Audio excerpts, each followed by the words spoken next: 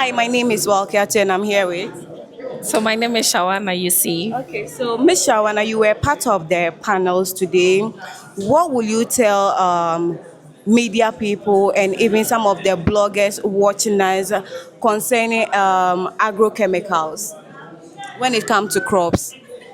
Okay, so I'm not an expert in this field, but for the little that I've been able to pick up this morning, it tells us that our farmers have little to no knowledge about how they apply agrochemicals on the food that comes onto our table. And what it means is that it has a great impact on our health, if not today, in the near future. So for me, what I have to tell farmers especially, and is that they should take the initiative to learn how to apply these chemicals correctly. And in the process of applying, they should also ensure that they protect themselves because, we need you alive to be able to give us the food.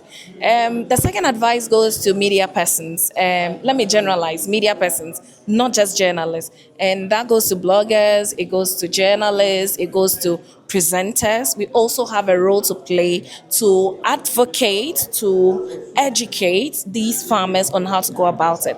As it is rightly said, one thing you do consistently, sometimes you just get naive about how you do it. So, the continuous education and sensitization would help us to get there as a country, and food security issues will be a thing that we'll all achieve together. And I think our blogger says that he was not happy about the comments I made about bloggers. But generally, what I was trying to actually put across is that a blogger who is not trained as a journalist is not a journalist.